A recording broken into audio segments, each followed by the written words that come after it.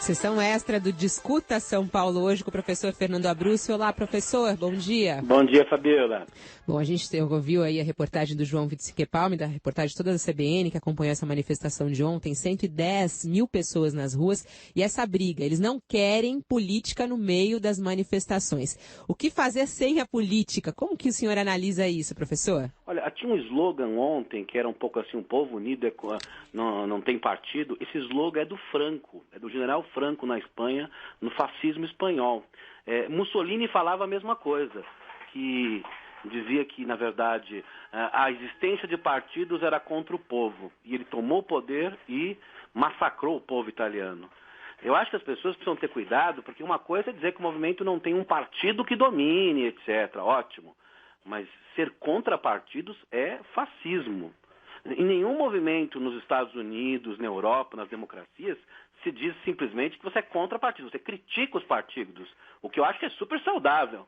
Agora, rasgar bandeiras de partido, isso é antidemocrático. Botar fogo em carro de televisão, isso é antidemocrático. Eu acho que o movimento chegou a um ponto muito perigoso, Fabiola. Agora, e os partidos políticos querendo pegar carona nisso também? Não, isso é sempre muito ruim. Eu vi que o PPS gravou um programa dizendo que aquilo era crítica ao governo federal.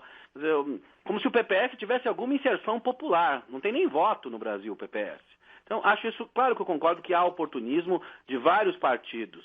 Mas tem que ter muito cuidado, porque o movimento está caminhando para uma linha... e não por acaso o movimento Passe Livre saiu das manifestações. Este é um fato importantíssimo, Fabiola. Ele saiu no Brasil inteiro agora. Daqui para diante ele não estará mais. O que sobra então? Ninguém sabe. Abriu-se uma caixa de Pandora que ninguém sabe. Claro que há muita gente, provavelmente a maioria, que está indo reclamar, cansado de várias coisas do país, e acho importante isso.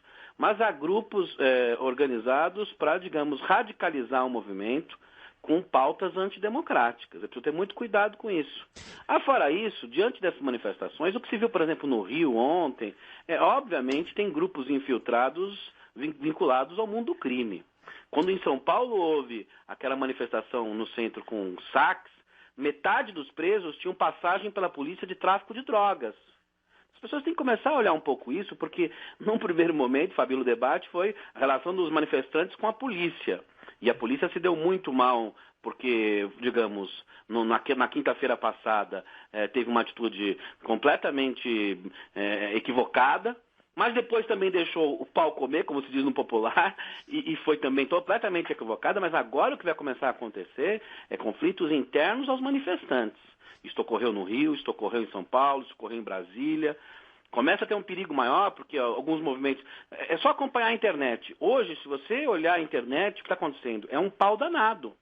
Vários grupos reclamando uns dos outros e prometendo, no fundo, que na próxima manifestação pega o outro lado.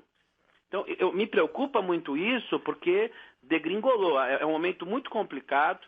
A manifestação que houve em Salvador, por exemplo, tentando atingir um hotel em que tinha uma delegação de um time estrangeiro, isso é gravíssimo para o país. É só olhar a Bolsa hoje. É preciso ter muito cuidado, porque é preciso saber manifestar democraticamente, pacificamente, porque senão a gente joga a criança com a água do banho. O conceito democracia está sendo afetado nesse sentido, professor? Claro, democracia, por exemplo, é aceitar a opinião dos outros. Se alguém vai com a bandeira do partido do PSDB, do PT, o que for, deixa ele lá, não tem nenhum problema. Pode dizer que o PSDB e o PT não dominam o movimento, mas acho um absurdo isso. Eu participei do movimento das diretas e participei do Fora Cola. E havia bandeiras, Fabíola, de todos os partidos. E ninguém bateu em ninguém. Acho que quem está começando a fazer movimento popular, manifestação, esses jovens, precisam aprender isso. Não se pode criar uma violência contra pessoas que pensam diferente. Então isso tem que ter muito cuidado, porque já te disse, na verdade, na Itália de Mussolini começou assim. Hitler com o Putsch de Munique em 1923 começou assim.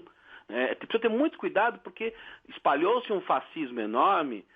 Veja, é muito interessante, porque vem de uma demanda muito justa. Os partidos estão muito distantes da sociedade, Fabiola. Os partidos estão muito fechados à sociedade, quase autistas. E as instituições também, não? Sim. Em vez de dizer nós precisamos mudar os partidos, criar outros, o que for, se coloca uma pauta a outra, que é o seguinte, não aos partidos. Não existe nenhuma democracia no mundo sem partidos, Fabiola.